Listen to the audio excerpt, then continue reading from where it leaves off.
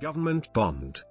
A government bond or sovereign bond is a bond issued by a national government, generally with a promise to pay periodic interest payments called coupon payments and to repay the face value on the maturity date.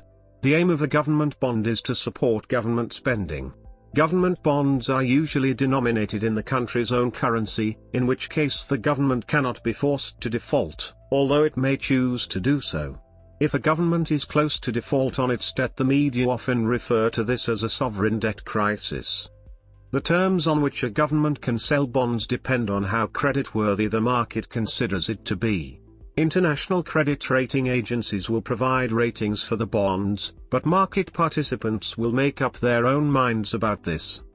For example, a bondholder invests $20,000, called face value, into a 10-year government bond with a 10% annual coupon. The government would pay the bondholder 10% of the $20,000 each year. At the maturity date, the government would give back the original $20,000. History.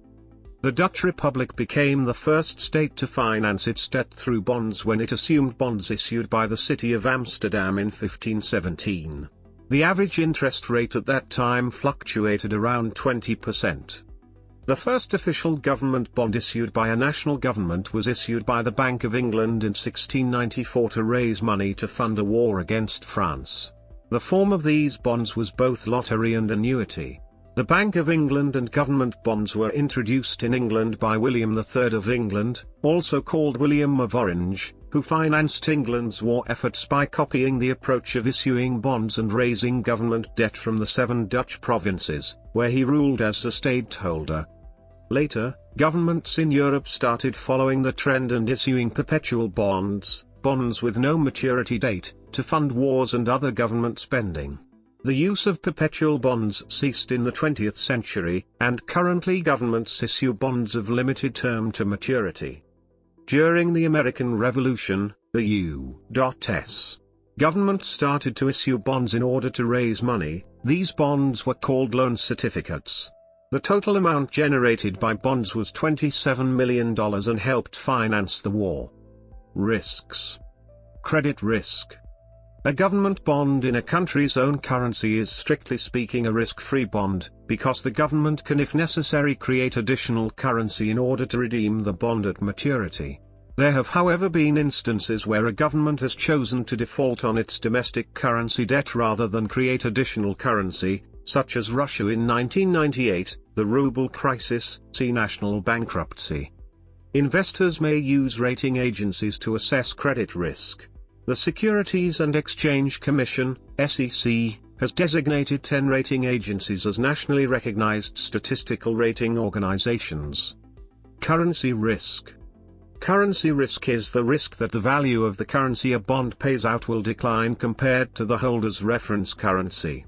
For example, a German investor would consider United States bonds to have more currency risk than German bonds, since the dollar may go down relative to the euro. Similarly, a United States investor would consider German bonds to have more currency risk than United States bonds, since the euro may go down relative to the dollar. A bond paying in a currency that does not have a history of keeping its value may not be a good deal even if a high interest rate is offered. The currency risk is determined by the fluctuation of exchange rates. Inflation risk. Inflation risk is the risk that the value of the currency a bond pays out will decline over time. Investors expect some amount of inflation, so the risk is that the inflation rate will be higher than expected. Many governments issue inflation-indexed bonds, which protect investors against inflation risk by linking both interest payments and maturity payments to a consumer price index. In the UK, these bonds are called index-linked bonds. Interest rate risk. Also referred to as market risk, all bonds are subject to interest rate risk. Interest rate changes can affect the value of a bond. If the interest rates fall, then the bond prices rise, and if the interest rates rise, bond prices fall. When interest rates rise, bonds are more attractive because investors can earn higher coupon rate, thereby holding period risk may occur. Interest rate and bond price have negative correlation. Lower fixed-rate bond coupon rates meaning higher interest rate risk, and higher fixed-rate bond coupon rates meaning lower interest rate risk. Maturity of a bond also has an impact on the interest rate risk. Indeed, longer maturity meaning higher interest rate risk, and shorter maturity meaning lower interest rate risk. Money supply.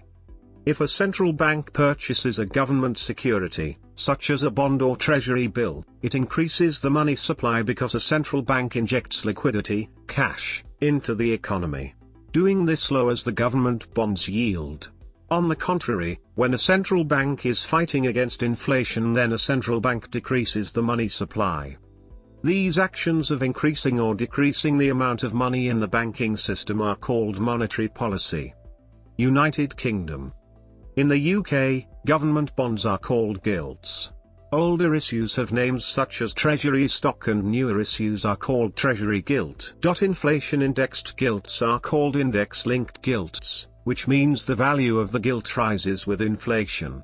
They are fixed-interest securities issued by the British government in order to raise money. UK gilts have maturities stretching much further into the future than other European government bonds, which has influenced the development of pension and life insurance markets in the respective countries. A conventional UK gilt might look like this: Treasury stock 3% 2020.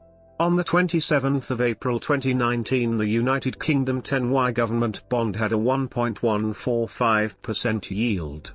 Central bank rate is 0.10% and the United Kingdom rating is AA, according to Standard & Poor's. US government bonds. The US Treasury offered several types of bonds with various maturities. Certain bonds may pay interest, others not. These bonds could be. The principal argument for investors to holding US government bonds is that the bonds are exempt from state and local taxes. The bonds are sold through an auction system by the government. The bonds are buying and selling on the secondary market, the financial market in which financial instruments such as stock, bond, option and futures are traded. The secondary market may be separate into two market categories: over-the-counter market and exchange market. The Treasury Direct is the official website where investors can purchase Treasury securities directly from the US government. This online system allows investors to save money on commissions and fees taken with traditional channels. Investors can use banks or brokers to hold a bond.